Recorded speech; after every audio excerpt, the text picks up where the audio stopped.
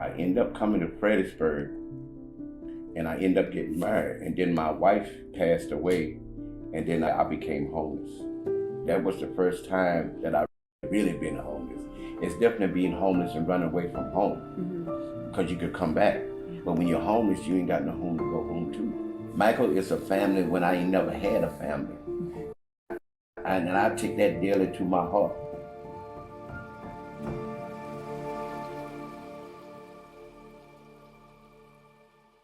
Hello everyone, I am Megan Cotter. I'm Executive Servant Leader with Micah Ministries. I'm here with my friend Rudy. How long we been knowing each other, Rudy? About 5 or 6 years. 5 or 6, is that all? Yeah. I feel like it's been a whole lot A longer long than time. that. That's right. Yeah. So Rudy's going to talk to us a little bit today to tell us a little bit about his story and how he got to know Micah, and some of the ways that he's both experienced and expressed love of neighbor within our Micah community. So Rudy, tell me a little bit about where you grew up. I grew up in Washington, D.C.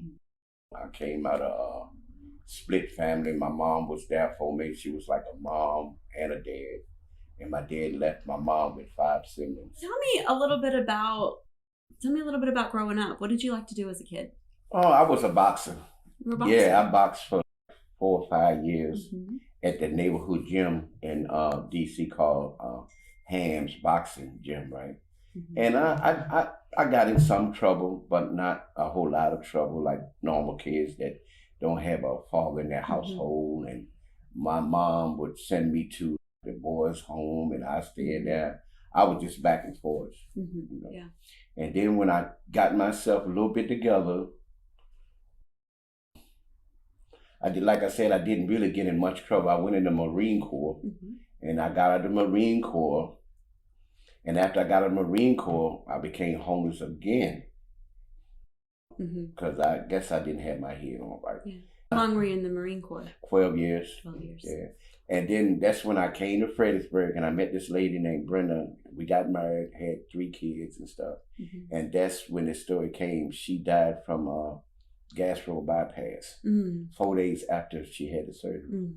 And so, like I said, make a long story short, that's why I ended up in her family home. And then when she died, I became homeless again. So I've been homeless like 3 times. Yeah. Yeah. And I've always known you to work. Yeah, I always work. You I always always do. work. What kinds of things have you done? Security, most of the way, you know, but that mostly security, construction, labor finders. I had some pretty good jobs and stuff, right? But my head wasn't on right. I was still doing stuff, but not bad stuff though. Yeah. And then when my wife died, it really took a toll on me, because I hadn't really been homeless. That was the first time that I really been homeless. It's definitely being homeless and running away from home, because you could come back. Yeah. But when you're homeless, you ain't got no home to go home to. So, yeah. And I always remember you were always one. We didn't usually see you unless the cold weather shelter was open. Yes, because like I said, I don't know, I guess it was pride too.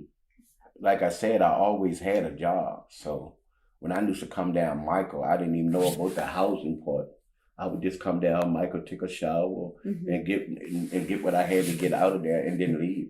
Right. But I always kept a job, but I was still homeless. So. Right. Yeah. What was it like to be homeless? Oh, Lord. When you're homeless, your nights is days and your days is nights.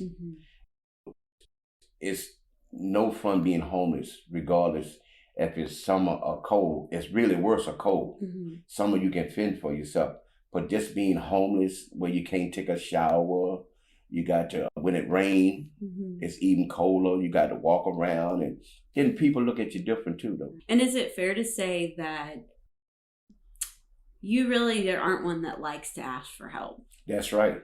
And I still don't like to ask for help, even though I'm not homeless now, because I felt like I wanted to do it myself, and I wanted to prove to myself instead of nobody else.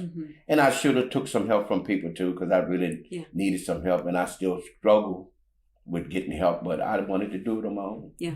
Have you learned anything about asking for help? Yeah, I learned a lot, because like I said, if help is there for you and somebody reaching out and trying to help you regardless, if you mess it up or not, or do it, or don't want the help, you should get the help. Because I found out Michael helped me. So now, yeah, I look at help as being different now. If you really need help, ask for help. Yeah.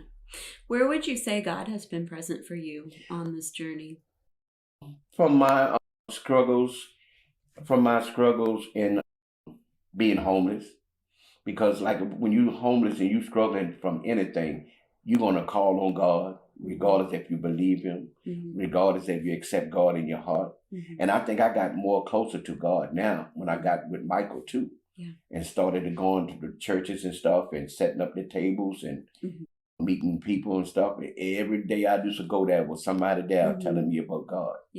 But yeah, that helped a lot too. And I'm not saying that I found God when I was homeless. I already knew God, but I got closer to God. Yeah. Now, where's your family now? My mom died, My father, he died. My mom was living. She moved from D.C. to Tappahannock. And then the rest of my family, like I got 2 sisters that died a year apart. One died 2020 and one died 2021. And I got 1 sister in Florida, and I got a brother in Michigan. Yeah. How about your kids? I got my kids is in Baltimore and D.C. I don't see them that much, but I FaceTime. Yeah. Other than that, everybody else gone passed away. So, at Micah, we talk a lot about how a catastrophic loss of family is a big part of what brings people through our doors. That's right. Yes, and that's what. And sometimes that was my downfall because, like I said, when you. Yeah, it's okay.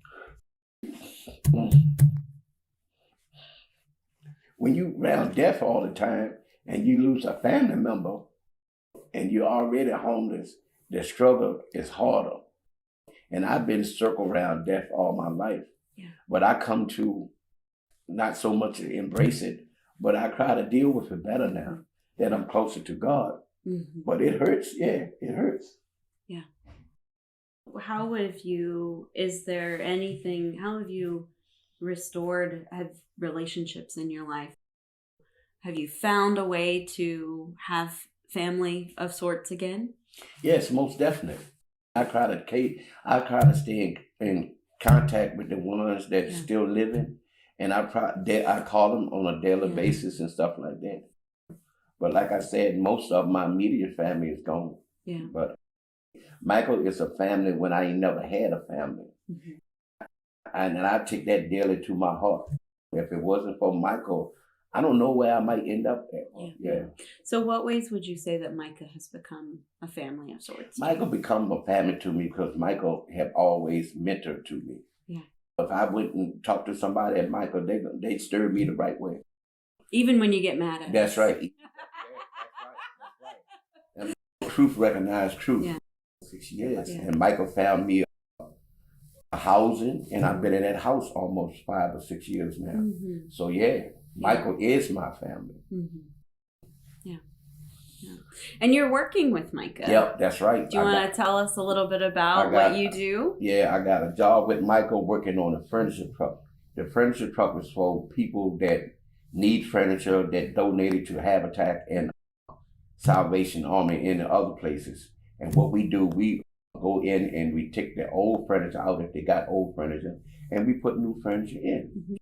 I like my job. And then the other job that I got for Michael is the cold shelter that house people that don't have a home like me. And so I go back and try to give back to Michael because Michael had gave back to me. See, God don't want you to restore what you learn and what you get. He wants you to give back. He don't want you to preserve it. He wants you to pass it on. So this is my way of giving back to Michael, my family. Yeah. How does it feel to really be where you are now and look back on where you've been? Yes, it feels good because I ain't where I'm supposed to be, but I ain't where I used to be neither. So the situation is almost like I got a testimony. I do have a testimony. So Yeah. Is there anything you want to say to the churches that are part of the Micah Network about loving your neighbor and what the love you've experienced means to you? Yeah, I wanted to say to all the churches, I think all the churches that I got affiliated on my journey when I was homeless. Now that I ain't homeless, I still go back to some of the churches, and I try to do things around the churches and let them know that even though I come through my struggle still ain't over with. Every day I got to stay prayed up, hang around good people, and hang around the churches to direct me in the right direction.